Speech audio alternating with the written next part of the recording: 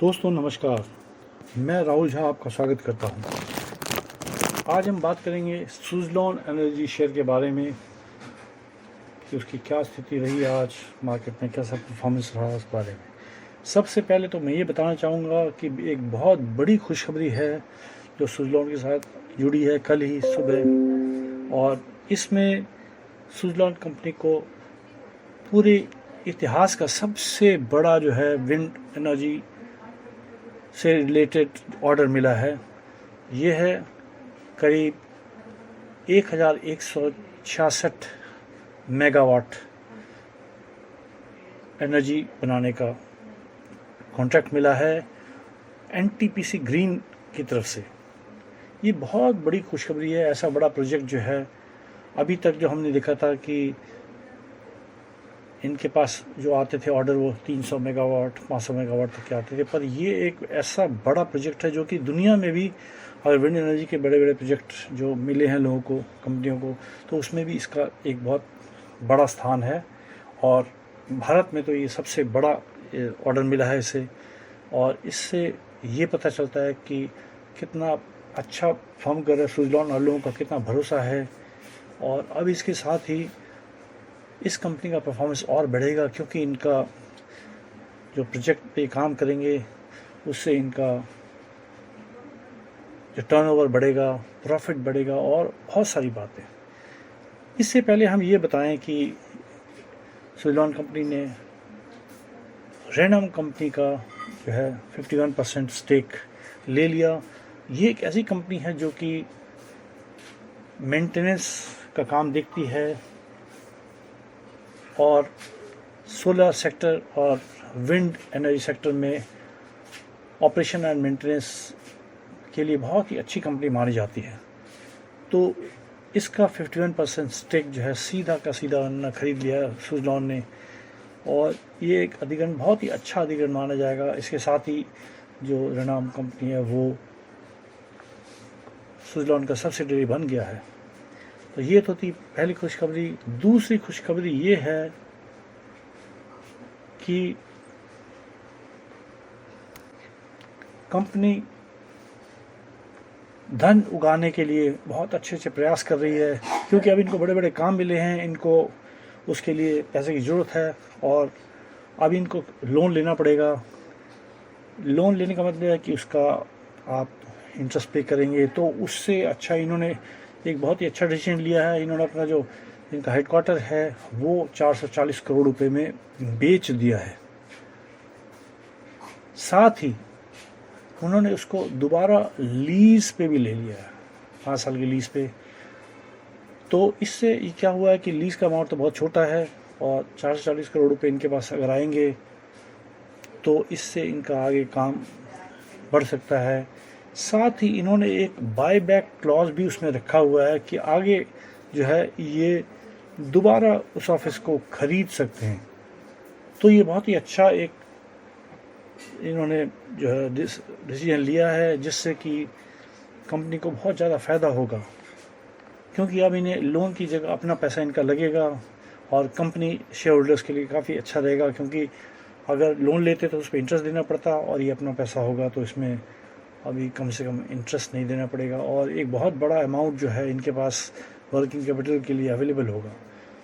अब क्योंकि नए नए प्रोजेक्ट इनके पास आ रहे हैं, हालांकि इनके पास रिज़र्व फंड भी अब अच्छा एक अमाउंट हो गया है, 1000 करोड़ का रिज़र्व फंड था, पर अब क्योंकि बड़े बड़े प्रोजेक्ट आ रहे हैं तो इनको और पैसे की ज़रूरत पड़ सकती है। तो इसीलिए ये अच्छा एक डिसीजन कहा जाएगा। अब ये पैसा जब लगता रहेगा तो साथ ही कुछ पेमेंट होती रहेंगी, पैसा आता रहेगा, और अब इनका जो फाइनेंस का पोर्शन है वो बिल्कुल उसका प्रॉब्लम सॉल्व होता हुआ नज़र आ रहा है। वैसे भी इनका डेब्ट तो क्लियर हो चुका था। आपको याद होगा इनका 17,000 करोड़ का डेब्ट था किसी टाइम में, कुछ साल पहले, और उसे सारा का सारा इन्होंने क्लियर कर दिया, डेब्ट फ्री हो गई कंपनी। तो कंपनी बहुत ही अच्छी दिशा में बढ़ रही है। और आज हालांकि न्यूज़ कल आया था, कल न्यूज़ आने के बाद फिर इसमें सेलिंग काफ़ी हुई। पहले तो 77 तक गया था ये शेयर, फिर बाद में बंद होते होते ये करीब 40% नीचे बंद हुआ और 74 77 पे करीब बंद हुआ, 74.4 था मेरे ख्याल से। तो उसमें कुछ 40 पैसे नीचे पिछले दिन के हिसाब से ये गिर के बंद हुआ। हालांकि न्यूज़ आ चुकी थी, पर उसका असर अगले दिन देखा हमने, आज के दिन देखा है, और इसमें होड़ मच गई है शेयर खरीदने की, और 5% अपर सर्किट पर रहा। काफ़ी अच्छा इसमें परचेज़ हुआ। आज के दिन करीब करीब समझिए 16 करोड़ शेयर जो है का ट्रेडिंग हुआ। हाँ, बहुत अच्छा वॉल्यूम है, और इसके साथ ही दिखाई देता है कि लोग इसमें काफ़ी इंटरेस्टेड हैं।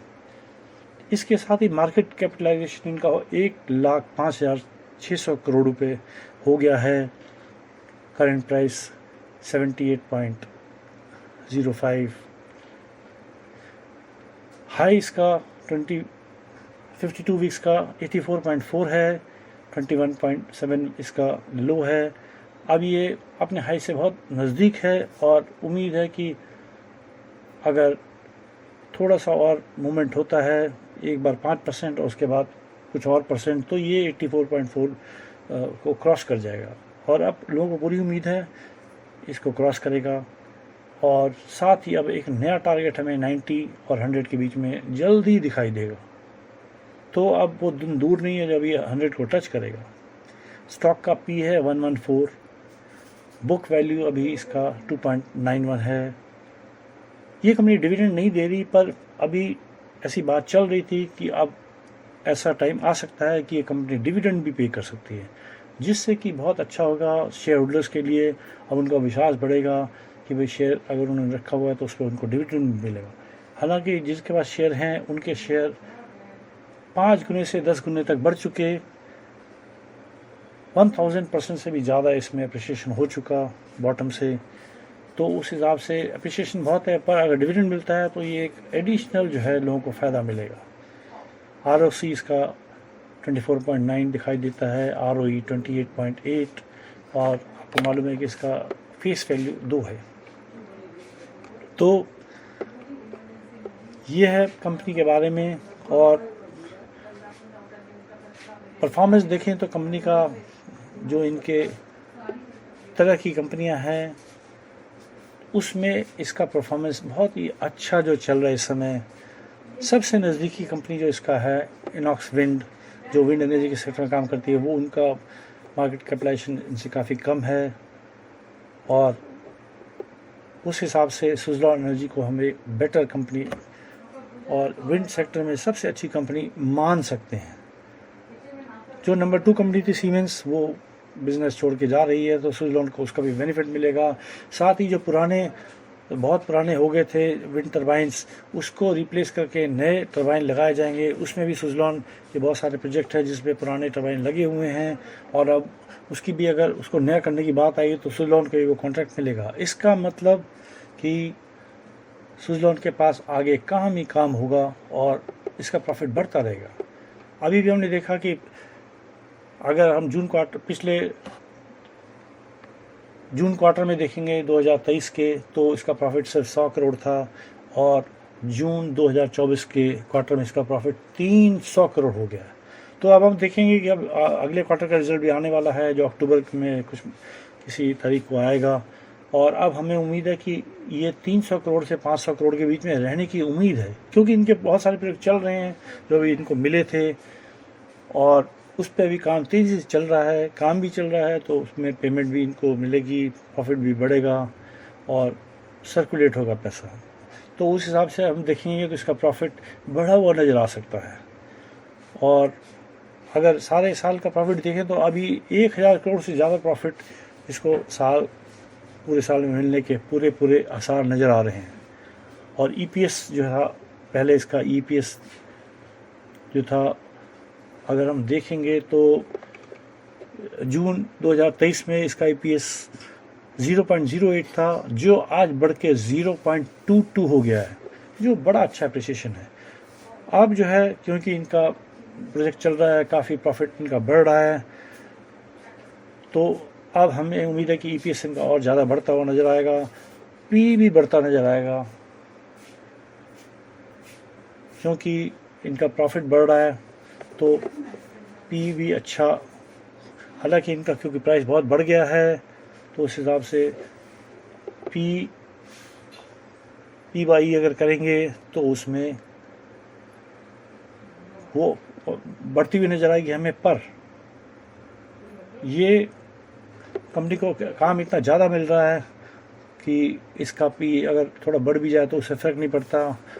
इन्वेस्टर्स जो हैं ये देख के आगे बढ़ रहे हैं कि इसका प्रॉफिट बढ़ेगा, काम बढ़ेगा और इसका मार्जिन बढ़ेगा, क्योंकि बिजली के रेट भी अभी बढ़ेंगे और इस हिसाब से इनका जो है प्रॉफिट बढ़ेगा और अर्निंग ईपीएस भी बढ़ेगा।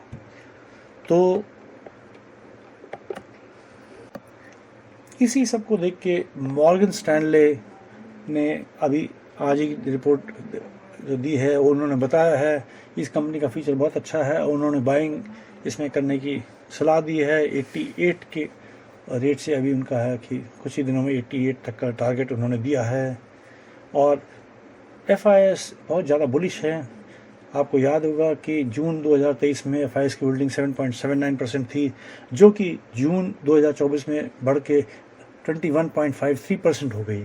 और अब जो लेटेस्ट रिपोर्ट आएगी अक्टूबर में उसमें हम FIS का जो है होल्डिंग और बढ़ता हुआ दिखाई देगा और जो रिटेलर्स हैं उनका जो था जून 2024 में 56.03% दिखाई देता है, पर वो अब और कम नज़र आया है क्योंकि काफ़ी रिटेलर्स अपना प्रॉफिट लेके निकल चुके हैं और बड़े इंस्टीट्यूशन जो इसमें इन्होंने जो है काफ़ी अच्छी ख़रीदारी की है। तो FIS, DIS और प्रमोटर्स का होल्डिंग भी अभी कुछ बढ़ता हुआ नज़र आएगा। हालांकि प्रमोटर्स ने अभी ख़रीदारी करना शुरू नहीं किया है, पर उनको ये करना पड़ेगा, नहीं तो आगे उनके लिए मुसीबत होगी क्योंकि शेयर के रेट बढ़ जाएंगे, उनको ज़्यादा पैसे लगाने पड़ेंगे। तो प्रमोटर्स का, FIS का, DIS का होल्डिंग भी बढ़ता हुआ नज़र आएगा और पब्लिक की होल्डिंग घटती हुई दिखाई देगी।